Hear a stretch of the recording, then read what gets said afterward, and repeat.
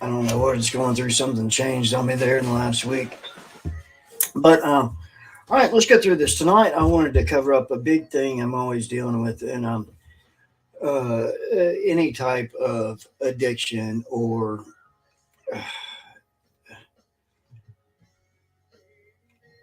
just life in general, and especially when it comes to alcoholism. I'm hard pressed at times to speak on substance abuse disorders because it's not really been my thing, even though I do consider alcohol a drug and just as bad as anything else, and it's just as deadly.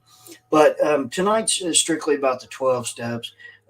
If you follow me, I'm not a big fan of the 12 step programs in the least bit.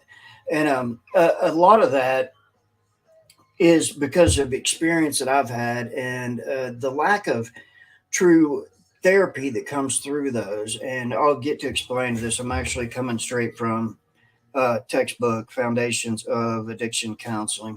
And I'll show you that's up too. And okay, so here we go. What are your advantages like with the 12 step program? If you're going through a counselor, you're going through a, let's say you're in a recovery center, what, when you talk to your clinician, what are going to be the advantages of you going to a 12 step program? Um, so let's just start.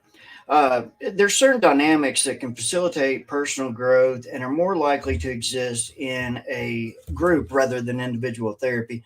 What that means is you're more likely to find camaraderie, friendship, and things like that. But again, before I get into the disadvantages, I'm going to tell you friendships can be just as dangerous, and this is going to be one of our issues that we'll get into. Um, the group setting also offers support for interaction dynamics and encourages experimentation and behavioral research that is useful in generalizing the world beyond the group. Um, yes, they'll give you things to work on at home, i.e., homework, and that's understandable. Does that work for you? Are you the type of person that wants to go home and do homework? And a big part of the 12 steps is, I'll go ahead and say it now, is it's good for maintaining. I mean, like if those meetings help you stay sober for that day, and they strongly tell you in there, one day at a time, one day at a time.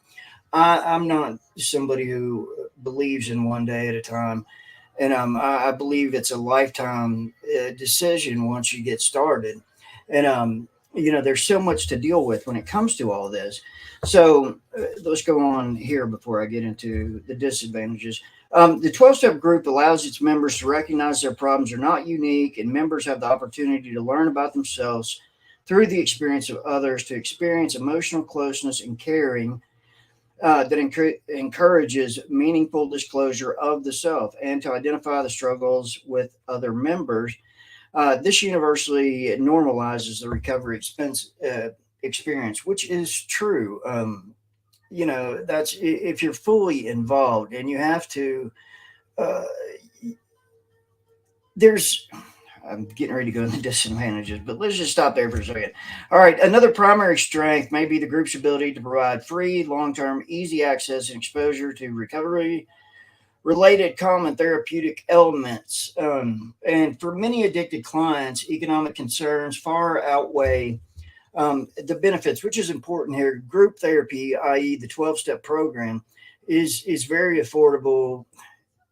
Obviously, you might, if you feel like it, bring $1 to each group and put it in the bin for operating expenses, but that's not something that's required. AA is very, very cost effective.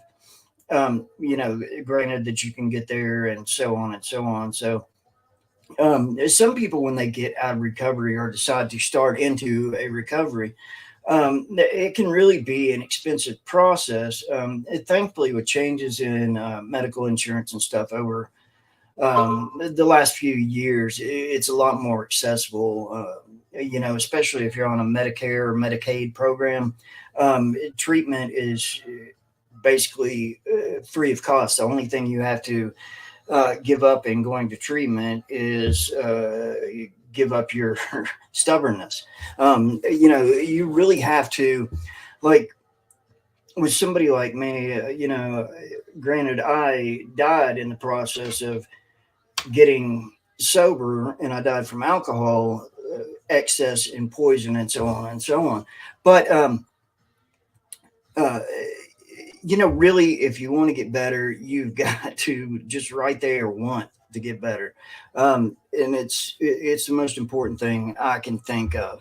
I know if you go over to my Facebook, I mean, you'll see pictures. I think I died twice, and was in the hospital for 3 months or so, probably. Um, yeah, I'm so foggy on that. So, but I'll go to that another time. Okay. The cost effective and useful approach of promoting abstinence among persons experiencing alcohol and other drug related problems is a great thing they do in AA. Um, for example, AA is based on abstinence. I mean, you can't get around that with that group per se. All right. So, and also, clients, you can regularly go to meetings. I mean, there's meetings. If I pulled it up right now, there's meetings daily, sometimes hourly. I know in the time I was in New York once, I looked up the AA schedule, and it was like it was crazy. I mean, there was a meeting I think every 5 minutes, but it just depends on where you're at and where you live and stuff like that. And the good thing about your 12-step programs with AA is, when you make acquaintances in there, and you get the camaraderie, there's almost somebody who's always willing to take you to a meeting, and or you can call up and say, I'm having a really bad day today or whatnot. Now, with that said, I'm going to go into the disadvantages because I don't think a 12-step program is effective, especially for somebody like me who was dealing with some major childhood trauma that I kept like locked inside for, um, 20 some years. And with that came just the torment. And I was always drinking to numb out, is the best way to put it. And I also got myself in one bad relationship after another because I always wanted to be around someone who was as bad, if not worse than me. And trust you me, I accomplished that. It's toxic, but a million people in the world can tell you how toxic that is. And it's not like you really care. At the time, for me, there was always somebody to bring home the liquor, if you want to take it that way. All right, so your disadvantages here are going to be pretty open. I've been saying this for a long time, and it's not until I really started working towards my master's here that I get to pat myself on the back here and say these observations I've made over the years are actually very, very fruitful observations because they're true. And study cases, they end up being true. Um, so here's your disadvantage. Before an individual is referred to a group, many factors need to be carefully considered by both the counselor and the client to increase the likelihood that the client will benefit from the self-help group experience. That's of the utmost importance. And when you go to a lot of recovery centers, I know here and around Lexington, Kentucky, and Central Kentucky, and even when I was living in North Carolina, a lot of those are just based on the AA model. And that's not a good way to do it at all. Because if you have somebody dealing with trauma and you're only treating the addiction, you've got the underlying cause right there. And what I keep saying, and I've done in my own case studies, is that if you don't really get to the root cause and figure out why that's making this effect, you're not going to get anywhere, and you won't, because you're destined for a relapse. And they like to say in AA that relapse is part of recovery. Man, it doesn't have to be. Like I go out, I still go out to bars with my friends. I did a couple of weeks ago. There's more pictures on Facebook of that one, but it doesn't bother me in the least bit because I can face it that I'm just terrible at drinking. I'm no good at it, and I don't like failing. I'm pretty good at most things I do in life, and that's just not one of them. It wasn't in the cards. Um, and but it's important, and I'll tell you this. And I've been working on this all semester, especially in this course. This is your foundations um, course for clinical work. And that alcohol is, and I'm not the only person that believes this, I've read plenty of studies on it. Alcohol is generally a symptom of a larger disease. Like when you're going to an AA or something like that, a disadvantage is you've got a group think or group polarization mentality. And then the pity parties start up, and you're getting enabled through your woe is me um, nonsense, and you're never going to identify the problem. And I'll say this strongly: it's an absolute hell to get sobered up from alcohol if you're physically addicted. And from hallucinations to seizures. It's deadly. Alcohol is the most deadly detox there is. Heroin, opiates, none of that. I hear it all the time. I had a little dude in a meeting one time when I was in recovery, and he said, "I don't know what I'm talking about because I'm just a drinker." And I said, "Well, you said you're just an alcoholic, and I don't use that word. It's a stupid word that pigeonholes people into a larger group of nonsense. It's not studied enough to it's more of a derogatory term. And when if you're going to work or out or something like that or around your family, you might as well just put that scarlet letter on your chest and go with it, because people will act differently towards you. And it's funny to me. But all right, so getting on with more disadvantages of the AA model. The screening process for self help groups is limited, and in most cases, especially in open groups, it's non existent. So some individuals are end up very inappropriate and shouldn't be there in the first place. Again, I've been to meeting when I started getting fed up with this. This was years ago. I mean, this is probably like 4 or 5 years ago, and I could go in there and say at the end of my drinking, I was in a hotel, roughly spent $40,000 over 4 months, and hopping from hotels from drink to drink, and it was 1.75 of Tito's vodka a day. And I'm not exaggerating that. I could care less. I pull up my medical records of people who say that's BS. And I didn't blow a blood test result. Blood alcohol content was a point 508 when I went into the hospital.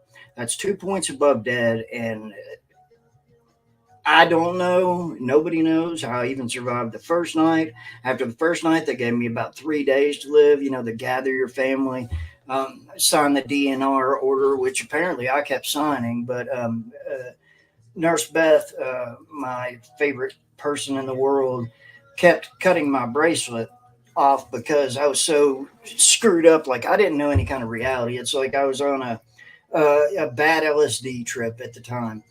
And but that's really, I mean, and that is part of what saved me. But um, not the point here. When you get people like that in the meetings, um, they're just toxic because somebody's going to say, even though I said I drank a 1.75, and somebody's going to argue that I don't know anything because I don't know what it's like to come off heroin, or I don't know what it's like to come off opiates. If you're going through a true alcohol withdrawal, you would wish it was an opiate withdrawal. And better yet, how about wish it was none of them? And let's just go on from there so I don't make too many people mad. Um, but somebody's going to say, that's nothing. I drank two of those a day, and then I drank a 12 pack of Coors Light, and I had some Mad Dog 2020 on the way back from the store. And, that's just the way it goes. And that is so dysfunctional, and it's counterproductive to anything you're trying to do. So the people who are leading these groups come from who knows what background. Occasionally you'll get lucky and you'll have somebody in there who's actually educated and can actually run a group session. And it takes a lot to figure that out, because you have to, if you're doing what I'm doing, becoming a psychologist, you have to stand by a code of ethics and morals. And, I'm one of those people who wants to tell people off when they start, just getting spreading ignorance. So it is what it is. Sorry, I get worked up thinking about that sometimes. Um, Some individuals, and this is where it goes good, the screening process for self help groups is limited and non existent, as I said. But some individuals are psychologically damaged by attending certain groups. Inevitably, some make the group a place to ventilate their own miseries and be rewarded for their engagement in the catharsis process, which is true. That's what, if you've got people in there who saying, it's, I joke around on Facebook all the time and say stuff about how it's my sister's fault I started drinking. Like one time she uh, uh, made fun of me for playing with He-Man. That's why I started drinking. But in any given group at any given time, you've got somebody in there telling a story that's wanting to justify their story. And with everybody patting them on the back and saying, "Oh, I understand. I've been through that too." And this can happen very quickly in one of those groups. And all you're doing is enabling that person to go with their story. When I quit feeling sorry for myself, and this is when I was told I was going to die, I didn't start bargaining for my life with God or anything like that. I just said, it's my fault. It's my fault. I lived a stupid life with this, just doing whatever I wanted for a long time. And whatever I wanted was to run away from the underlying problems that were affecting me in the first place. And so it was easy. You learn how to manipulate. You learn how to lie about the dumbest things, and because you're so ashamed of your own existence, you're lying to cover up for it. And when you go into a group and you've got people that start lying, and then you've got the one-upmanship, and I always called it a pissing contest. And I'm not sure if I'm allowed to say that here on Endure, and I apologize if I'm not. And I'll get my buddy Corey to pray for me. Um, all right, let's keep going here. Um,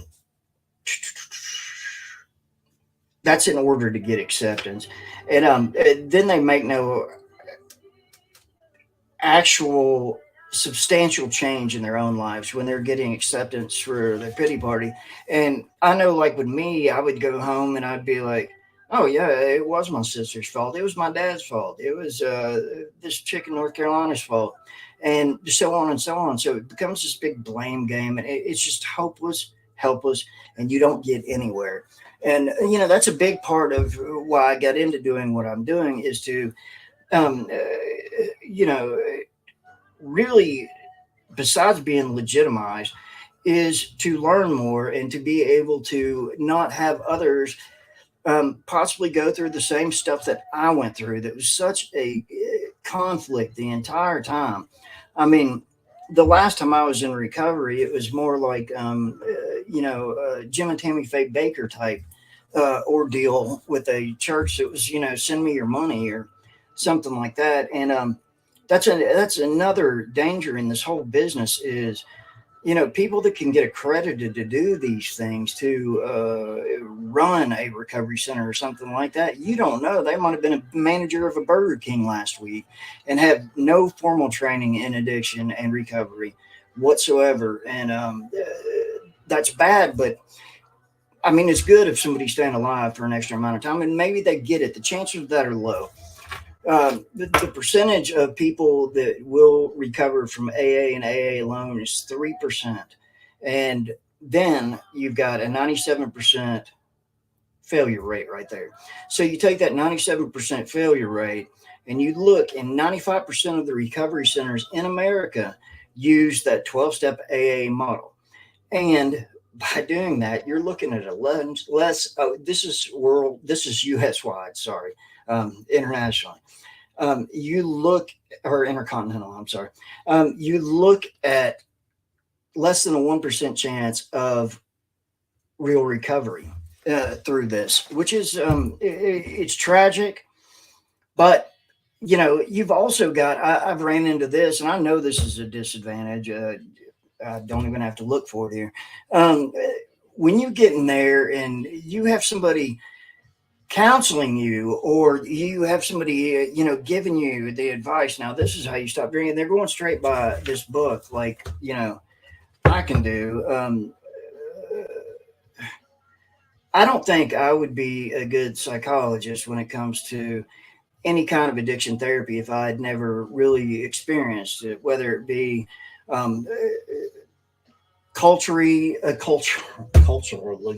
Or, like within a family dynamic or within a relationship dynamic or something like that. But you'll get in there and you'll have a counselor like I would have, and I would realize quickly I could outsmart this person about 5 seconds because they've never been through it. They know the book value of it, but they also don't know what it's like to be deep down there in that mud and quicksand that just keeps flowing. So to me, I found it so disingenuous in dealing with people like that, because when you go straight by the book, you're eliminating being able to do it case by case, which is so important when it comes to any kind of recovery period. Is it's an individual case by case. And there is a recovery center in Lexington, Kentucky, that does do tries to do case by case. But this is going to get you to another disadvantage here, is when you go into a recovery center. And again, the last one I was in, this is how they did it. You've got people who are sitting there because they're court ordered to be there, which is, maybe the court's trying to help, maybe the court's trying to get it off their docket. I don't know. But the point is, if you've got people who are in there who are struggling and saying, hey, I want to get better, and then you've got people who are in there saying, well, Judge Judy told me that I've got to be here.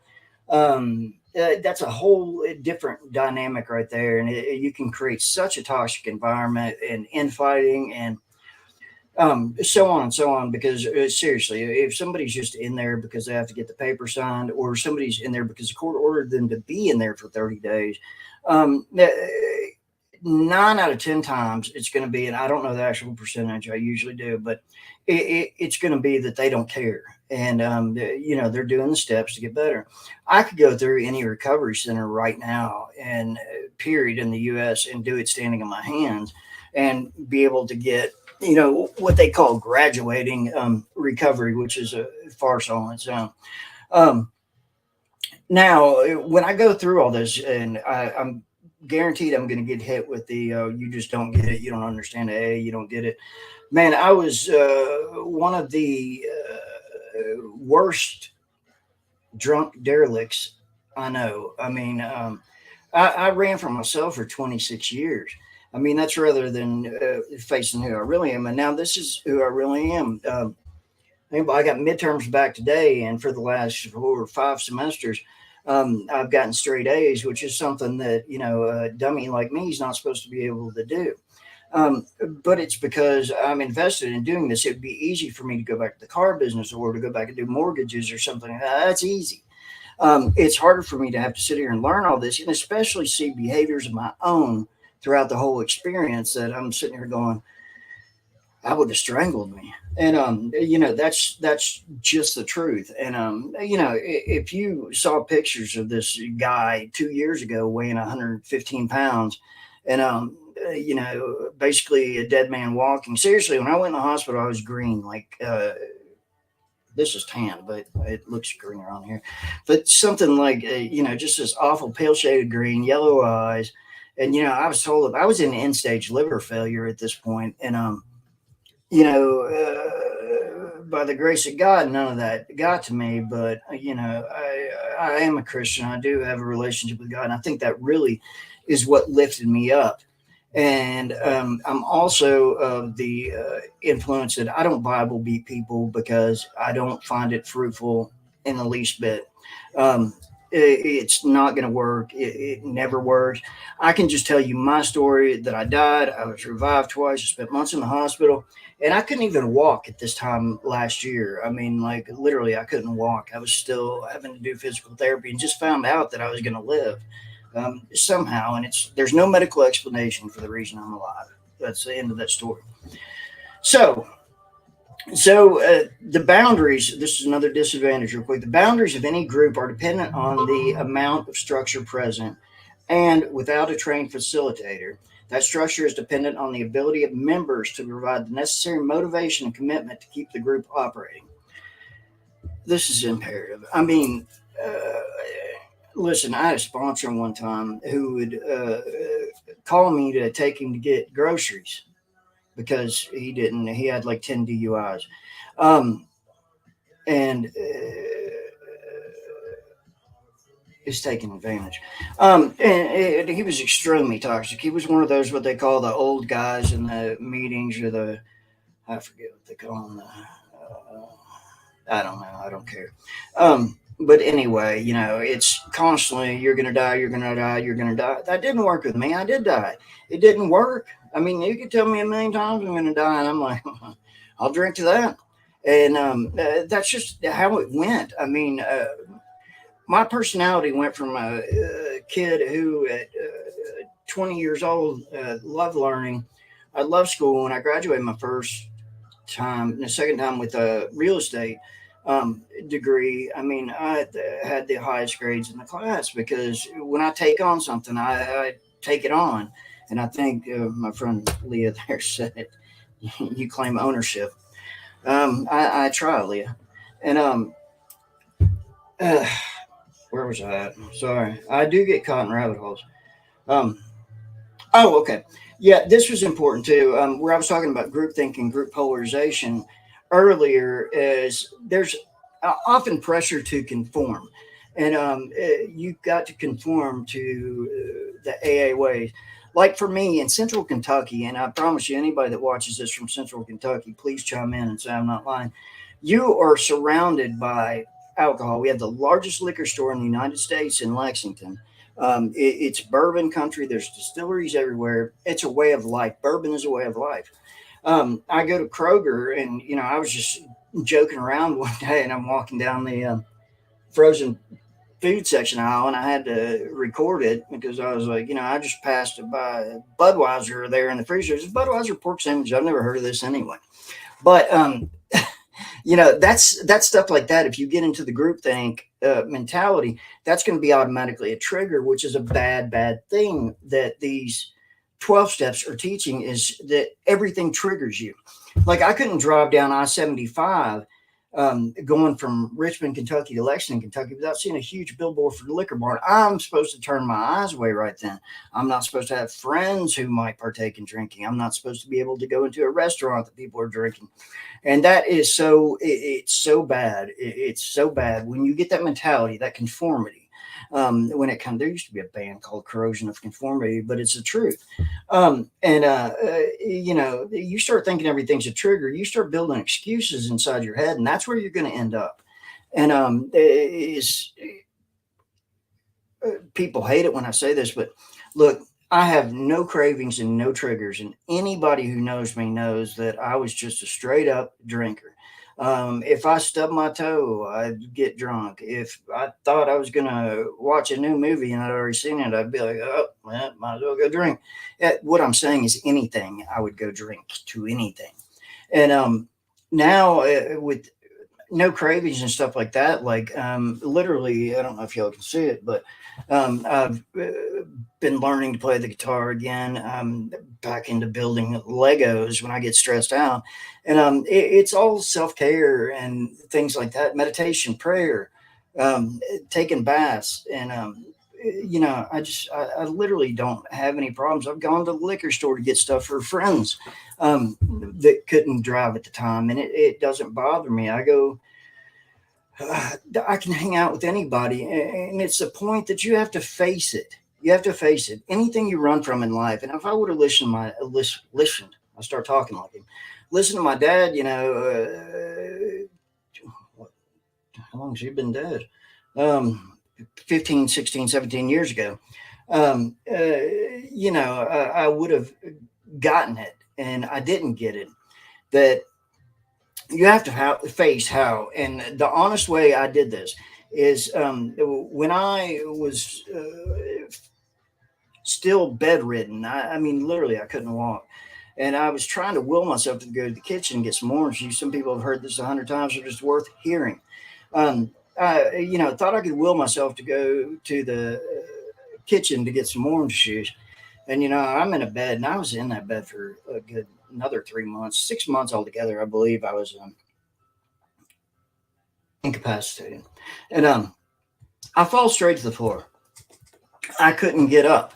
It's like that old commercial when we were little, help, I've fallen, I can't get up, except I didn't have a button or my cell phone. So, I'm by myself, and I'm laying on the floor and, just staring up, and it's the first time I almost started to pity party, like, oh, poor me, woe is me, which is such a wrong thing to do. If you do, you're catching yourself, you're trapping yourself in that same thing, and you're never going to get out of it. And so I started praying, because at this time I still was, I still thought I was going to die. I mean, I was pretty sure, everybody was pretty sure. My sister, who's highly trained in medicine, was pretty sure. And Nurse Beth was sure. And, that's not what was happening after this day. As I started praying, just asking God for forgiveness, and that took me into 2.5 hours of things, because I kept going backwards in time, forgive me for this. And then I was like, oh crap, I did this also. And I just kept going. By the time I got done, I had big crocodile tears coming out of my eyes. And, I felt what they call salvation, like a clear conscience, and gratitude, like just grateful for the time I did have. And it was an overwhelming feeling, is the best I can say. And somehow in the next couple of hours, I pulled myself up on the bed, which the bed's too tall anyway. It's 4 feet off the ground. But regardless, I pulled myself up on the bed. And it was a couple of days later, I went and got my liver scanned, because I had to. They're wondering why I'm holding on to whatever life I have left. And that's when it first comes up that we don't know what's going on. This is probably a fluke, but by all means, you're healing. And I'm not Benny Hinn. I'm not going to go slap somebody in the forehead and say you're healed. But it changed. Everything changed right there. Everything changed. I can't explain it. All I can say is that spiritually, my relationship with God is great, and that's probably the only reason I'm here. And I don't take advantage of that. I don't look at what if I had a bad day? What if one of my friends dies tomorrow? Which I don't know how many have died this year alone. But uh, your reason to drink can become your reason not to drink. Like, man, if I'm pissed off, I'll go pick up an Xbox controller and go play a game for a little bit, or play the guitar for a little bit. Or if I'm really feeling antsy, because I work on this for anxiety. Mine ends up that I had PTSD, and I never ever dealt with it. Not in my adult life, I'd never dealt with it, and many different types of trauma. But in getting to that, it got me where I am. And I was immediately back in school, and I was like, okay, I'm going to become a psychologist. And this time it wasn't because everybody said you can't do that. It's because I made a promise to myself, a promise to God, and promise to my dearly long deceased mother of 27 years now, that, I was going to do the best I could to make a change in any system. And I think the recovery system as a whole is very flawed. And one thing that's come great with me in this education is learning about even the co-founder of Alcoholics Anonymous, Bill W. He first got sober from the use of psychedelics. LSD is what he used, and now there's experience with what is it, MDMA, shrooms, and LSD, and they're proving very fruitful. And this is not somebody using it every day, or okay, now they're trading a drug for a drug. I can get into that at another time, but Suboxone, and it's after one treatment, and the last one that's been done was done in New York, and I think it's 18 patients total. And from every single one of them that did the one dose of LSD has stayed sober and changed their whole mind frame in their life. I have not done it myself. I don't know. I've not seen the experiment in person, but I've read enough about it. And there's a documentary about it on Netflix too. Somebody was telling me recently. But I have a friend who's doing MDMA testing in Lexington, and she's a doctor, and it's proving to be very fruitful. And that's something that needs to be looked at. But if you go with this model of the 12 steps, and it says abstinence. Well, everybody declares either shrooms or LSD or MDMA or cyclo, I forget what it's called. But that I don't study that until next semester anyway.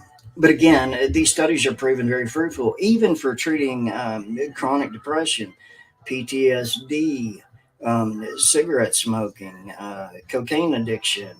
The list goes on. I can pull it up if anybody's curious to have a copy of it. I'll email it to you or whatever. Just hit me in one of my private boxes there. But okay.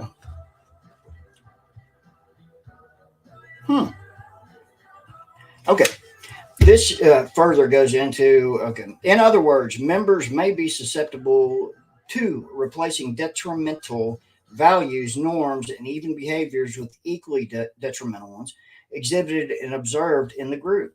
This is especially salient when referring clients with categorical concerns. Clients may choose to abandon the chemical for similar dependence on an observed behavior, an adopted value, or even another individual. That is a huge problem with untrained therapy. And listen, it's not just AA. You can get and watch your reels or go on TikTok and see there's a million different people that are getting likes and are getting paid well to talk about stuff they don't have any real understanding of, but yet they're the most unlicensed clinicians, psychologists, psychiatrists, and counselors I've ever seen in my life. And luckily I can see through it now. This is stuff that used to, if I was younger and more incorrigible, probably if I didn't die, I'd be like, oh, well, look, this person says this, and look, it's working for them. I constantly hear when I say something wrong about going to AA, I constantly hear, well, you don't get it because you don't work it and you didn't work it. No, I don't work it. I don't have that type of issue. My underlying issue was not going to be something that was fruitfully treated with AA group therapy, 12-step sessions. It was not. And, that's a lot of it. People will be like, okay, Johnny Boy was doing so good. He was going to AA. He was doing everything he was supposed to. But who said he was supposed to?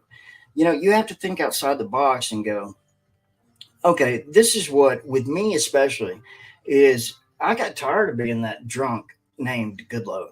I got tired of hearing that associated with me. There's so many people that thought that I've been on drugs since high school, and I never really have done drugs.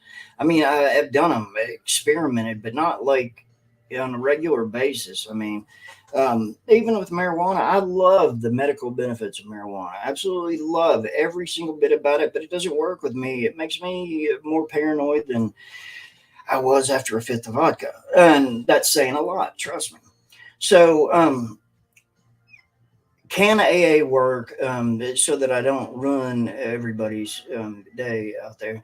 Yes, it can be good for maintenance, and this is my opinion. There's always going to be people who are going to disagree with me, and that's fine. But I plan on studying it until my head explodes, until I figure it out. My ideal thing would be to get a proper assessment. A lot of recovery centers don't even do that. I mean, my assessment at the last one was me filling out paperwork about prior conditions, and get a proper assessment. Speak to a counselor. I'm not totally against recovery. I'm against how lack it is in the system, and accountability is important. As any type of former addict or anything else, you really need to be accountable. Be accountable to somebody. Be accountable to your friends. Be accountable to God. Be accountable to your deceased mother, like me. My mom told me, and this, I swear it rings with me in my head all the time now, especially, when I'm getting fed up with a ton of homework, and I'll just be like, I don't have to do this paper, very good, an A in the class, just those thoughts is called normal. And I sit there and think about it. My mom will say, I mean, what she used to say to me is, our job in this world, and she would say, when you were born in this world in 1975, your job was to make the world a better place than the world you came into. And I think we're all doing a terrible job at that, and I think it's catching up with us now. But you know, that's just the older me talking, because now I can say, back in my day. Um, so anyway, to get past that, but yes, for maintenance and for camaraderie, absolutely. But it says in here, and I'm not gonna go look that up and bore you with all this thoughts, but there's an actual phenomenon that I've been saying forever about people getting addicted to being addicted, which is there's people who get addicted to going to these meetings, and they feel like if they don't make it to these meetings that they're going to relapse, and that's an inherited group thought right there. I mean, that's just straight up group thinking. If you don't make it, you're not maintaining, and you're going to fail. And one of AA's mottos is, it's worked for people who work it. Yeah. If you're there every day, or sometimes even twice a day, I know people who go 3 times a day. Um, yeah, it's going to help you maintain, but you're always going to be an addict, always. And I look to get past that. And a big part of it, as I mentioned, is accountability for everything I did wrong. I have, placed it in my head, and I embarrass myself. And facing the facts of what you can and can't do in this world, I mean, you set yourself boundaries.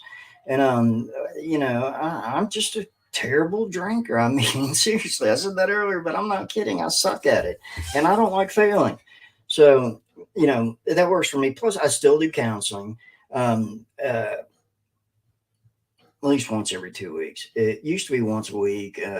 Originally, when I was going through the psychotherapy, the PTSD treatments, it was twice a week. And I can't, honestly, I'm not that skilled. I haven't got that far in studying.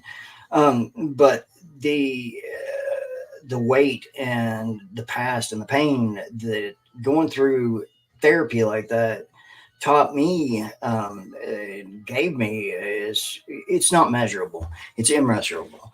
And I think about that a lot, because you can always say shoulda, coulda, woulda. I do frequently get asked if I could go back, would I? I bet you wouldn't have drank if you went back. And yeah, I would have. I wouldn't change anything. And that's one of the things not to look at in my personal case.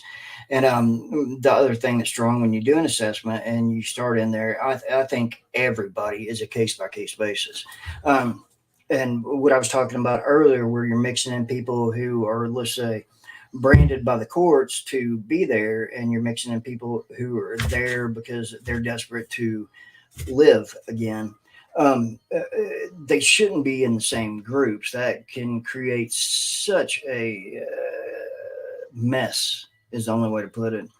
And I know plenty of people as well who go to the groups to get dates, and that's, they call it 13th stepping within there, and that's just unhealthy, toxic behaviors that you're going to have. I mean, it, it's not it's not regulated the way it can't be.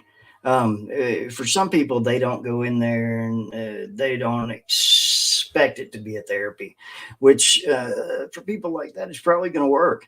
Just getting stuff off your shoulders. But just because you're being honest doesn't mean the guy next to you is being honest.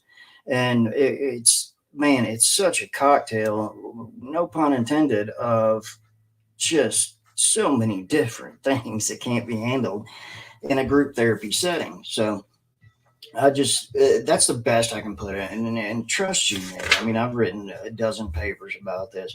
Look, for addiction, you've got 5 criteria. This doesn't matter if you're a sex addict, a gambling addict, uh, milk addict, or heroin addict, or a booze addict. All right. So you've got loss of willpower, which would absolutely, I'll use me on all these. loss of willpower is I didn't have a desire to stop or do anything. I mean, like I knew I was getting really sick, like physically. I was 115 pounds. I weigh 180 right now, and you know, I knew it, but I didn't have the willpower to go through another detox or to admit it. That I just can't do this damn drinking thing. And that's a good one, Gary Davis there, Isaiah. Um, Number two is harmful consequences. You're going to lose your wife, you're going to lose your kids, or you're going to lose your life. Or you're going to lose your new car that you can't pay for now because you stay too drunk to make it to work. Um, and that goes into the third one, unmanageable lifestyle. Yes, completely. I was unmanageable. I'm surprised I'm not in jail for just something stupid. Yeah, I mean, seriously. I remember it's I can laugh about it now because it's a totally different person. But yeah, I was like in the hotels. You're not allowed to smoke in hotels anymore, and I can remember Nurse Beth telling me that I was, just crazy because I it's paid a $50 fine a night to smoke in a room, and that was like, so I was like, I don't care, I'll drink for that. But tolerance and escalation of use. Obviously, tolerance when it comes to alcohol is a huge part of it. And that used to be like such a thing when I was in high school and college. Oh man, he can drink, he can put them down. That boy's badass. And uh, then when it becomes quote unmanageable, when you start shaking when you don't have enough, and I can remember many, many times where I couldn't sign my own name, I couldn't hold a pen, and that it's awful. Like you can't concentrate enough to make yourself be able to, and I'd get up in the morning, take a drink. This might be 4 in the morning or whenever. I'd get up and I'd be shaking and I'd be sick. I'd take a drink of vodka, I'd throw up, and then I'd go right back and hold up the bottle and count to 10. And I was very methodical about this and count to 10 and hope that it stuck that time because then I could start where I could like pick up the TV remote or, hold a glass without, dropping it. It was really, that was so awful looking back on it. But, and as my friend, said earlier there, it's you need to take ownership of what you did and accountability, even if it's to yourself. I know I mentioned a bunch of things earlier, but even to yourself. In escalation of use, like I went from, let's see, before my last 5 month bender, 4 month bender, I didn't drink for a while. But then when I started up, and especially I get funky dunky around the holidays. So, um, I think it started with like a pint, then a fifth, and then, it just kept going from there. Like it was never ending. Um, because I would always, my number one concern in life was making sure that I had enough alcohol for the next day. And too scared to buy a case because I was afraid I'd overdose on alcohol. Who knows what I was thinking because I don't know what I was thinking. And that's one more thing about this whole journey that will always, always, always bother me. And I will never, ever find forgiveness in alcohol for is I can't piece together a solid year in the last 26 years, except for this year. And that's horrible, man. That time that you can't buy back, you can't earn that back. There's nothing you can do. But now I can give back. I'm to a point in my life where I can give back, and I don't have to sacrifice anything. Listen. I've been blocked from plenty of not plenty, uh, plenty of meetings, let's say, in one certain area because it's such a crooked process that they don't like that I'll call them out on it. But if it's for the better good, I'm not, sacrificing popularity in this type of lifestyle is it can be a really good thing. Is the best way I can put it. But Number five, with addiction and withdrawal symptoms upon quitting. You know, I would have never understood it until I read some of these case studies about gambling addiction. And, you know, we all think, you know, our addiction's the worst. Mine, I don't think I was the worst, but I do think that I'm the worst case scenario. Um, but I'm not in a competition at the same time. So withdrawal symptoms upon quitting, and this is important that I tell you this. Something like, let's say we've got the opiate thing going on right now, which is man, it's disturbing. It's really disturbing if you're involved in this in any bit and you really get to see the nitty gritty of it. It's awful, man. I carry Narcan with me in my car, and constantly have it because I mean, there's stories. There's people that fall out in convenience stores just going to get a pack of cigarettes, and without Narcan, they're dead.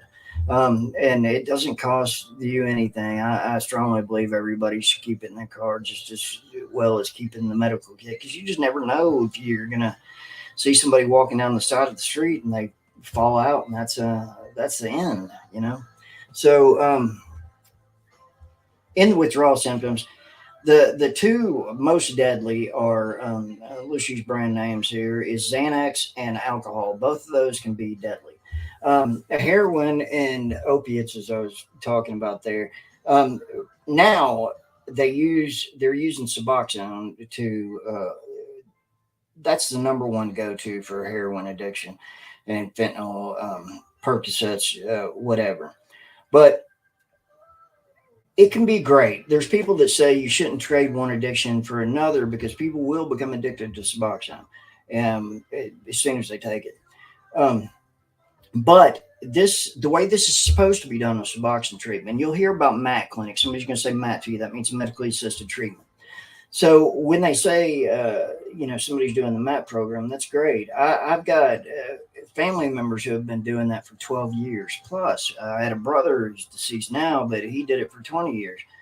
And that's not the way it's supposed to go. So when you hear people talking about this Suboxone argument, here's the argument: is it's the providers who are not taking responsibility and accountability here, because the way this is supposed to work is somebody's supposed to be outpatient treatment, going through this for 6 months to, let's say, a year. It's generally, they'll say 6 to 8 months, but um, during this, they're supposed to continually taper down and have therapy along with it.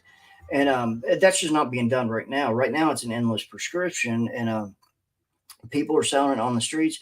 And now, here's the one thing that nobody thinks about that's so absolutely true and deadly: is some of these people run out of Suboxone, and or Suboxone, however you want to say it, and they can't get an immediate script, or they can't find it on the street. You know, you can't go to Kroger and say, yeah, give me some of that. It's controlled. So then they're going back for, you know, what they'll say: I'm just going to go back to the dope house one more time, or the trap house one last time. And guess what? That's the last time they do anything, because it's such a mess out there, man. Even when it comes to the legalization of marijuana, which I absolutely am for. Even though I'm not a user, I'm absolutely for it. I mean, you can look up your own stuff, compare marijuana and alcohol dangers.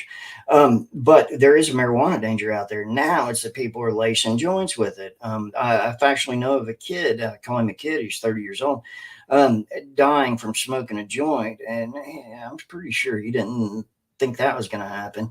And there's making no light on this one, but it's because some of the dope dudes are sprinkling their, you know, weed with a little bit of fentanyl. And obviously, somebody was asking, like, why would they do that? Why would they waste that money? Fentanyl's cheap right now. And it's also, it goes into that marketing strategy. So let's think about this realistically. They sprinkle a little bit on there. They got the best weed in town for those it doesn't kill. And they're going to get popular. Popular, and your argument will come in after that: is that popular at the expense of losing their clients to death? No, because there's always somebody else. And that's not a concern in any kind of drug or alcohol world. For everybody that stops drinking, there's two more that are going to start tomorrow. So, and I've got no problem with people who can drink and who drink and have a good time and, can handle it. Some of us just have way too much in our heads to be good drinkers. And that's all there is to it. Well, that's it for tonight. It's been a pleasure. And, something just happened. I don't know what happened. But anyway, it's been a pleasure, and I'll speak to y'all next week. And by the way, this is Endure Entertainment Television that I'm on this one, which is a home of clean entertainment. It's a great place if you're looking for any ministry at all. I recommend them 100%. And there's some really, really killer, interesting stories on Endure Entertainment. You can look them up, reach them from my Facebook, or reach them on YouTube, or I think that's it. I think. But from there, I'll see y'all next week. And much love to everybody. If anybody's got anything going on that they need to talk about, just reach out to me. I'll be around. Bye. And bye.